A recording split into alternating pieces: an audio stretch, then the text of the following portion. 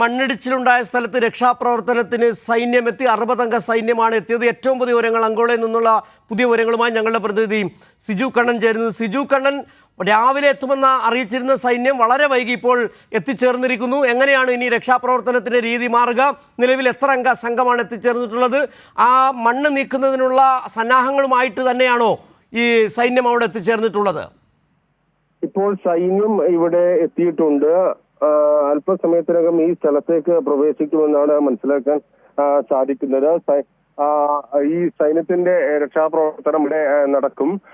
ഇപ്പോൾ ഈ അകത്തേക്ക് പ്രവേശിക്കുകയാണ്. ബൽഗാമിൽ നിന്നുള്ള സൈന്യത്തിന്റെ സംഘമാണ് ഇപ്പോൾ എത്തിയിരിക്കുന്നത്. 60-അംഗ സംഘമാണ് ആ സ്ഥലത്ത് എത്തിയിരിക്കുന്നത്. ഇപ്പോൾ സൈന്യത്തിന്റെ നേതൃത്വത്തിൽ ഈ രക്ഷാപ്രവർത്തനം ഏറ്റെടുക്കും. അല്പസമയത്തിനകം ഈ സൈന്യം പൂർണ്ണമായും ഈ സ്ഥലത്ത് രക്ഷാപ്രവർത്തനത്തിലേക്ക് കടക്കുമെന്നാണ് അറിയിക്കുന്നത്. ഇന്ന് രാവിലെ മുതൽ സൈന്യം ഇവിടെ എത്തും എന്ന വിവരമുണ്ടായിരുന്നു. പക്ഷേ അത് വൈകുന്ന ഒരു സാഹചര്യമാണ് ഉണ്ടായിരുന്നത്. രാവിലെ ആദ്യം 10 മണിക്ക് എത്തുമെന്നാണ് അറിയിച്ചിരുന്നത്. എങ്കിൽ ഇപ്പോൾ മണിക്കൂറുകൾ വൈകിയാണെങ്കിലും എത്തി. ഇന്നലെയാണ് ഈ സൈന്യത്തിനെ എത്തിക്കുമെന്ന വിവരം കർണാടക സർക്കാർ. സിജു, എത്ര അലംഭാവമാണ് ഇതുമായി ബന്ധപ്പെട്ട് നടന്നുകൊണ്ടിരുന്നതിന്റെ ഏറ്റവും വലിയ ഉദാഹരണം നമ്മളൊക്കെ ഇന്നലെ വലിയ രീതിയിൽ മാധ്യമങ്ങൾ റിപ്പോർട്ട് ചെയ്ത് റഡാർ എത്തി പരിശോധന നടത്തി എന്നുള്ളതാണ്. ഇത് IIT സൂരത്കൽ IITയിലെ വിദ്യാർത്ഥികൾ അവരുടെ പഠനത്തിന് ഭാഗമായി ഉപയോഗിച്ചുകൊണ്ടിരുന്ന റഡാർ സംവിധാനമാണ് അവിടെ കൊണ്ടുവന്നുള്ളതായി. അതേ കൃത്യമായ ഒരു മാർഗനിർദ്ദേശമില്ല, ഒരു സംവിധാനവും എത്തിക്കാൻ അവർക്ക് കഴിഞ്ഞില്ല. റഡാർ അടക്കം എന്ന് പറഞ്ഞാൽ അതിനുള്ള സംവിധാനങ്ങൾ ഇന്ത്യയിലുണ്ട്, നിരവധി സ്ഥാപനങ്ങളുണ്ട്. ISR അടക്കമുള്ള സ്ഥാപനങ്ങൾക്ക് ഈ റഡാർ കൊണ്ടുവരാൻ കഴിയുന്നുണ്ട്. മറ്റു പല സ്ഥാപനങ്ങളുണ്ട്. അവിടെ നിന്നൊന്നും കൊണ്ടുവരാതെ IITയിൽ കുട്ടികൾ പഠനത്തിൻ്റെ ഭാഗമായി പ്രൊജക്റ്റിൻ്റെ ഭാഗം ഉപയോഗിച്ചിരുന്ന ഒരു റഡാർ സംവിധാനം അവിടെ കൊണ്ടുവന്ന് കാണിക്കുകയായിരുന്നു. എത്ര നിരുത്തരവാദപരമായ പെരുമാറ്റമാണ് കർണാടക സർക്കാരിൻ്റെ ഭാഗത്തുണ്ടായത്. ഇപ്പോൾ ഇനി സൈന്യം എത്തുമ്പോൾ അതിനു വേണ്ടിയുള്ള എക്യുപ്മെൻറ്റ്സ് സ്വാഭാവികമായും സൈന്യം ഇത്തരം ഒരുപാട് ഘട്ടങ്ങളിൽ ഈ രക്ഷാപ്രവർത്തനത്തിന് പോയിട്ടുണ്ട്. അതിൻ്റെ അനുഭവ പരിചയം അവർക്കുണ്ട്. പക്ഷേ ഈ കൃത്യമായി ഇവിടെ നടന്ന അപകടത്തിൻ്റെ ഒരു അവസ്ഥ ബോധ്യപ്പെടുത്താൻ കർണാടക സർക്കാരിന് സൈന്യത്തെ ബോധ്യപ്പെടുത്താൻ കഴിഞ്ഞിട്ടുണ്ടോ എന്നുകൂടി പരിശോധിക്കേണ്ടതുണ്ട്.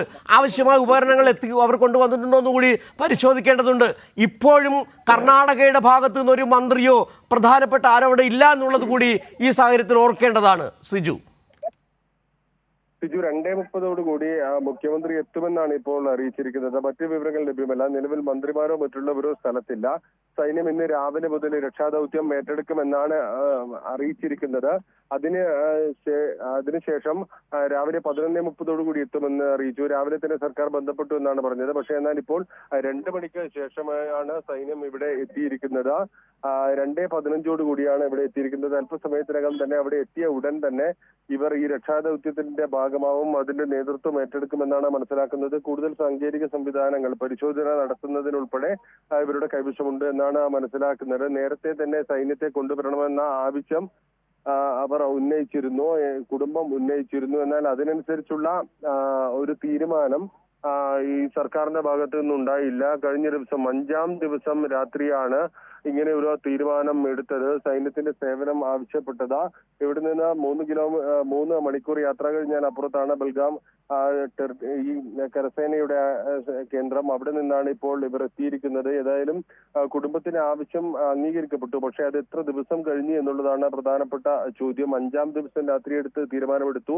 ഇന്ന് 6-ാം ദിവസമാണ് സൈന്യത്തെ തിരച്ചിൽ ഉപയോഗിക്കുന്ന കാര്യത്തിൽ ഒരു തീരുമാനമായിരിക്കുന്നത്. സൈന്യം ഇവിടെ എത്തിയിരിക്കുന്നത്. ഏതായാലും സൈന്യം കൂടുതൽ സാങ്കേതിക സംവിധാനങ്ങൾ ഉപയോഗിച്ചുകൊണ്ട്, അവരുടെ വിഭവശേഷി ഉപയോഗിച്ചുകൊണ്ട്, അവരുടെ അനുഭവ സമ്പത്ത് ഉപയോഗിച്ചുകൊണ്ട് ഈ സ്ഥലത്ത് പരിശോധന നടത്തുമെന്നാണ് മനസ്സിലാക്കുന്നത്. അല്പസമയത്തിനകം പരിശോധന ആരംഭിക്കും. ഇപ്പോൾ 5 മിനിറ്റ് മുമ്പ് സൈന്യം ഈ അപകടം നടന്ന സ്ഥലത്തേക്ക് പ്രവേശിച്ചിട്ടുണ്ട്. നിലവിൽ മാധ്യമങ്ങളെ അങ്ങോട്ട് പ്രവേശിപ്പിക്കുന്നില്ല.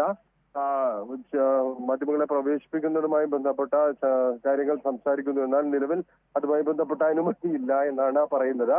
ഏതായാലും മുഖ്യമന്ത്രി സിദ്ധരാമയ്യ കൂടി അല്പസമയത്തിനകം ഇവിടെ എത്തും. സിദ്ധരാമയ്യ അതിനുശേഷം മാധ്യമങ്ങളെ കാണുമെന്നാണ് മനസ്സിലാക്കുന്നത്.